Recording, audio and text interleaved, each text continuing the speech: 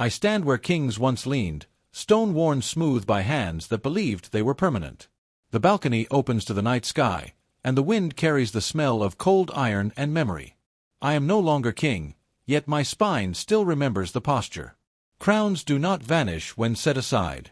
They linger in the bones. "Your tea, my prince," Kieran says softly behind me. I nod without turning. The words "my prince" remain, though the crown does not. Below, the city sleeps. Above, the stars do not care. I have learned that power is not taken by force alone. It is accepted, often without knowing the price. I rest my hands on the rail and feel what they left behind. Steam thins, then fades. I forget to drink. The stars are the same ones that watched my first mistake and my last command. Time moves, but the sky refuses to age with us. "You should drink before it cools," Kieran says. "I know," I answer, and do not. Silence stretches. The city breathes. I think of how many nights I stood like this while others decided my fate in rooms I was not invited into. The cold settles into my fingers, familiar and patient. It waits, as consequence always does. My father's voice returns easily. "Duty is not a question, Athel. It is a boundary." He stood straight even when alone, as if the world were watching. "What if the wall is wrong?" I asked once. "Then you stand anyway," King Draven replied. "Walls hold when men do not." He believed duty kept chaos out. He never said what it kept in. When he spoke, people listened because he had already decided. I learned that certainty can feel like safety to those who fear falling. My mother heard the spaces between words. She noticed hands that trembled after councils ended. "You don't have to be hard to be strong," Queen Seren told me while adjusting my collar. Father frowned. "Strength requires resolve. And resolve requires rest," she said, smiling without apology. She taught me that silence could comfort, and that listening was a form of protection. When decisions hurt, she did not argue. She stayed. In a court that valued sound, she valued presence. Finn laughed at lessons. "Crowns are prizes," he said. "You earn them. You survive them," I replied. He grinned, fearless. "Then I'll do both." Finn believed glory was proof enough. He ran toward applause and expected the world to follow. I envied his ease. He saw doors, I saw hinges. Our paths diverged early, not in love, but in expectation. Advisor Lys never smiled during victories. "Winning clean is rare," he said, tapping a slate. "Winning at all is rarer." Father disliked his tone. Mother tolerated it. "Is this necessary?" I asked. "Necessary is what remains after better options die," Lys replied. He taught me to count costs before hope. I learned that choices stain hands even when they save lives. The stains never fully wash away. Kieran moved without noise. When glass shattered, he appeared with cloth. When tempers flared, he stood still. "Leave it," I told him once, pointing to a mess. He cleaned it anyway. Later, when a door jammed during an evacuation drill, Kieran braced it open with his shoulder until the last child passed. He said nothing. He bled quietly. Humanity often looks like that, unseen, unpaid, necessary. Court envoys smiled with careful mouths. "Your people are adaptable," they said. "And?" my father asked. "And useful," they finished. We were welcomed into rooms without chairs. Tolerated, not trusted. I learned how quickly respect thins when resources tighten. Humanity's seat was temporary, always near the ear. I learned words before steel. "Speak last," Father advised. "Listen first," Mother added. Lys corrected, "Know when to stop listening." Diplomacy taught me restraint. It taught me how easily calm can be mistaken for weakness. I learned to trade promises and to measure silence. Violence came later, heavier, and harder to set down. The name was not spoken, only the description. "A sovereign who asks," an envoy said. Finn scoffed. "Then she is no ruler." Lys narrowed his eyes. Mother said nothing. I felt unease coil in my chest. Power that does not seize must be confident, or desperate. I wondered what she wanted that could not be taken. That night, I returned to my room and stared at the ceiling. If power asks, it plans to leave something behind. I did not yet know what, only that the cost would not be equal. "Sleep," Kieran whispered from the doorway. I closed my eyes and imagined crowns not given, but abandoned. Some burdens wait for hands willing to lift them. I would learn which hands those were. The message arrived without banners or urgency. No deadline. No warning. I remember staring at the seal, thinking how strange it was that something so calm could feel heavier than a declaration of war. I was still young then, old enough to recognize danger, inexperienced enough to misjudge its shape. "This is not how power speaks," I said quietly. My father studied the message in silence. The room felt smaller with each passing second. Invitations are never neutral. They are chosen weapons. And this one did not need to raise its voice. Lys leaned close to my father, his voice lowered out of habit rather than secrecy. "Sovereigns who invite do so because they expect compliance." My father did not look up. "Then we will disappoint them," King Draven replied. His tone was even, almost gentle. Lys exhaled through his nose.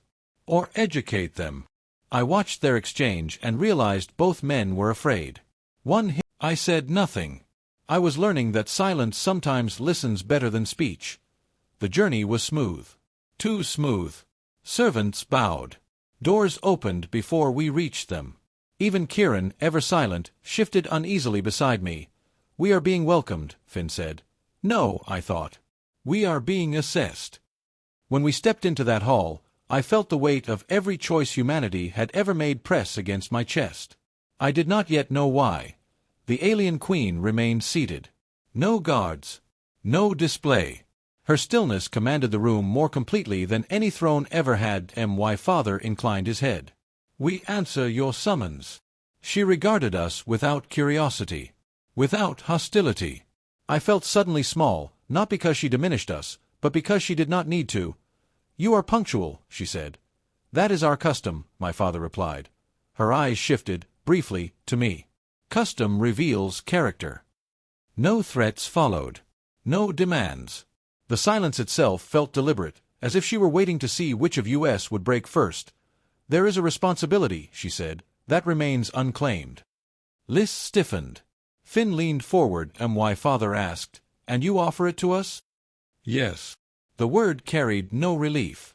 I realized then that this was not an opportunity. It was an absence being filled. She projected images. Empty stations. Failing worlds. Borders no one patrolled anymore. "Why us?" Finn asked. "Because you stay," she answered simply. No applause followed. No honorifics. Only the quiet knowledge that someone else's burden had crossed the room. "You survive conditions others abandon," the queen continued. I felt no pride. Only understanding. Endurance is not admired. It is used. My mother's jaw tightened. My father remained still. Finn's excitement dimmed, just slightly. "There will be no conquest," she said. "No tribute. No interference." Lys asked, "And the cost?" The queen did not answer immediately. Silence, I learned, is where costs are hidden. For the first time, I saw fatigue in her posture. Not age. Not weakness. Experience. She had watched others refuse this responsibility. Over and over. And now she watched us. The realization settled heavily. This was not a gift. It was delegation. We were being trusted with what no one wished to carry. I understood then that saying yes would change us. Saying no would reveal us. "We will consider it," my father said, and my mother's eyes never left the queen. Finn spoke before caution reached him. "This is what we were meant for." I wondered who decides such things. I remained silent. Not from fear. From recognition. Because some choices begin long before they are spoken. And some silences never truly end. My father did not give a speech. He did not ask for banners or witnesses. He simply nodded, the way one does when sealing a door against spreading fire. "We will hold it," King Draven said. Lys opened his mouth, then closed it. My mother looked at the floor. I remember thinking how strange it was that history sometimes moves forward without applause. My father's shoulders straightened, not with pride, but readiness. The pact was accepted, and nothing about the room felt lighter for it. At the time, I thought we had been chosen. Years later, I understood we had been spared nothing. The systems assigned to us were not valuable. They were abandoned. These reports were marked resolved, I told Liss. They were, he replied. By walking away. I began to see a pattern forming, one shaped like neglect. Humanity was not filling a role. We were absorbing consequences. The first world we visited smelled of dust and cooked grain that never reached mouths. Children lined up quietly, already practiced in waiting. Supplies will be rationed, Finn said. They already are, a local administrator answered. I watched my father remove his ceremonial gloves before shaking hands. The crown had weight now. Not gold. Hunger.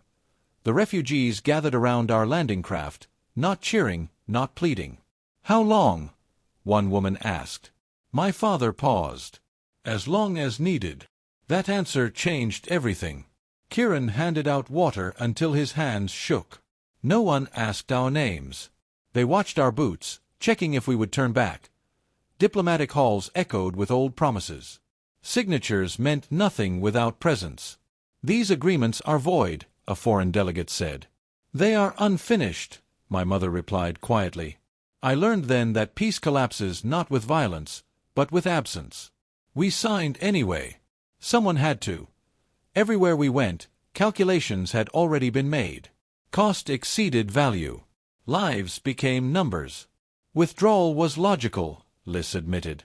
So was staying, my father answered. Logic, I realized, depends on what one is willing to abandon. I stood beside tactical officers as alarms screamed. Evacuate civilians, one commander ordered. But we can still hold the line, another argued. Then hold it after, came the reply. I saw fear in alien officers' eyes, not of defeat, but of our priorities. Transports filled fast. Species mixed. No explanations were offered. You're leaving soldiers behind, an ally said. They volunteered, Finn answered. I noticed no one argued. Some decisions become obvious only when someone finally makes them. The station's hull creaked. Power flickered.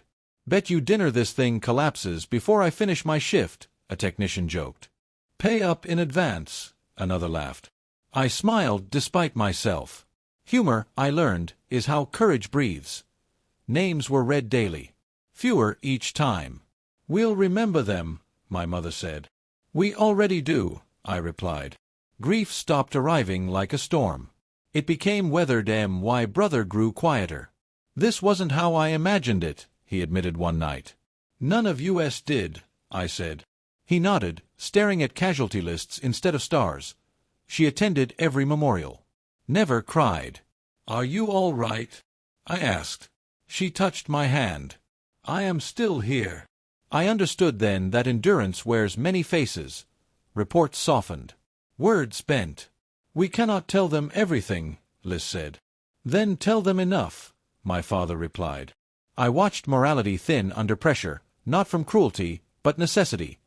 Kieran returned from a supply run wounded. You should report this, I said. He shook his head. Others need it more. No medal recorded that choice. I remembered it anyway. Decisions stacked inside me. Every order added mass. You don't have to carry it alone, Finn said. Yes, I answered, realizing the truth. I do. Leadership was not command. It was compression. Years later, I would stand on a balcony, older, quieter. But even then, in those moments, I felt it forming. The crown was not placed. It settled. And I understood, with tired clarity, that it would never truly lift again. The system failed without drama. No explosions. No last speeches. Just silence spreading across sensors like frost. Distress pings went unanswered. Trade lanes closed. They've marked it inactive, Liss said. I stared at the display. They've marked it inconvenient. I remember thinking how many worlds die this way, quietly, politely, without offending anyone important enough to care. The word appeared everywhere. Unrecoverable. It means we pull out, a council officer said. It means we stop looking, my father replied. I learned then that language is often designed to soften retreat. The system continued collapsing while the word repeated itself like permission. She arrived alone. No fleet. No announcement. "She's not here to help," Finn muttered. "No," I answered. "She's here to see." The Queen took her place in the chamber and waited, as if the outcome already belonged to us. She did not ask questions.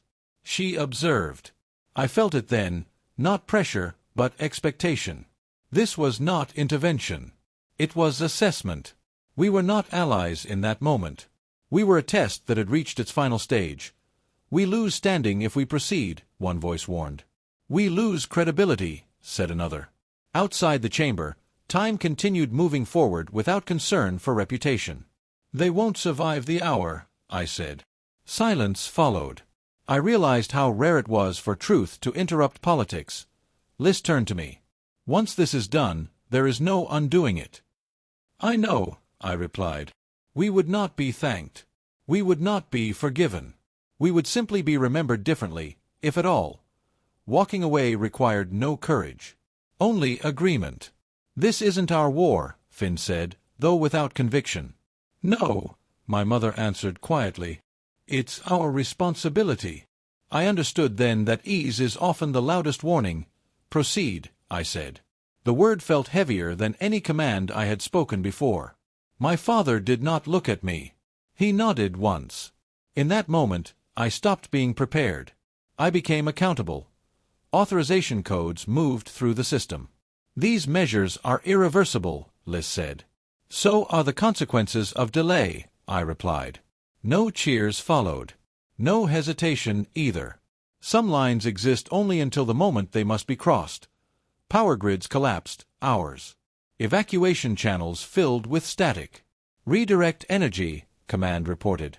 "To them," I confirmed. Human districts dimmed into nothing so alien worlds could stabilize. No one argued. The decision had already been made. Finn turned toward me. "This isn't," the alarms cut him off. Communications followed. Later, I would learn where he went. Or what he became. In that moment, all I knew was that my brother's certainty ended there. The chamber cleared. My mother lowered herself into a chair as if gravity had doubled. "We did what we could," I said. She nodded once. Acceptance does not always look like strength.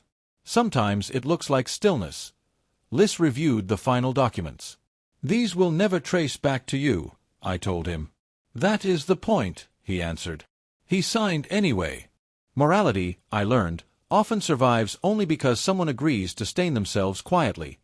The data stabilized. The system lived. The Queen stood. She inclined her head, once. No applause. No condemnation. Recognition does not require approval. "You have done what others would not," she said. That was all. No thanks followed. I understood then that gratitude is a luxury of those who do not pay the price. The room emptied. I remained standing, feeling the weight settle fully for the first time. The crown had not given me power. It had removed excuses. We endured. Not because we were stronger, but because we stayed. Fear and awe lived together in that realization. And I knew, with quiet certainty, that humanity would never be seen the same way again. The fighting stopped the way exhaustion stops a man, suddenly, without celebration. No banners were raised. No voices shouted victory. Ships powered down and remained where they were, as if unsure they were allowed to leave. "We're clear," a commander said over the channel. I closed my eyes. The silence that followed felt heavy, but honest. It did not demand gratitude. It acknowledged cost. For the first time since the decision, I allowed myself to breathe. Messages arrived quickly. Carefully worded. Distant. "They acknowledge the outcome," Liz reported. "Do they thank us?" Finn asked. "No," Liz replied. I was not surprised. Gratitude implies comfort. We had provided none. What we gave them was survival, and survival unsettles those who did not earn it. Requests followed. Aid coordination. Border enforcement. Crisis mediation. "They want us involved," my father said. "But not close," my mother added. I saw it then, how they relied on us while keeping distance. We had become useful in ways that made others uneasy. Our presence solved problems, but reminded them of choices they had avoided. Admiration faded quietly. Respect remained, stripped of warmth. "They're asking for guidance," Finn said. "They're asking for insulation," I replied. Humanity's place shifted. We were no longer an example. We were a buffer. A necessary weight between catastrophe and conscience. Why Father stood alone in the chamber. The crown rested on the table between us. "I carried it long enough," King Draven said. "No one would question you if you kept it," I replied. He shook his head. "It's heavier now." He stepped back. The crown remained. I understood then that stepping away can be its own kind of courage. Queen Seren did not say farewell. She simply stopped attending. "Should we ask her to return?" Finn whispered. "No," I said. She had given enough. Her absence spoke more clearly than any protest. Some losses are private, even when history demands witnesses. Lys adjusted his words carefully now. "Truth, trimmed to endure. We can't afford honesty in its raw form," he said once. "We can't afford lies either," I answered. He nodded. Ethics did not disappear. They adapted. I watched him harden, not from malice, but necessity. Kieran approached me quietly. "You're hurt," I said. He shrugged. "Others more. You've earned rest." "I don't need it," he replied. No request followed. No expectation. Loyalty, I learned, does not always seek reward. Sometimes it only asks to continue. The ceremony was brief. No crowd. No oath beyond silence. "You are king," an official said. I did not feel taller. I felt anchored. The crown settled without ceremony, as if it had been waiting. The room remained quiet, respectful, and utterly unromantic. Afterward, Finn stood beside me. "They think you wanted this," he said. "I know," I replied. Leadership does not always arrive as honor. Sometimes it remains because no one else stays. The Queen addressed me once more. "This weight was not intended for many," she said.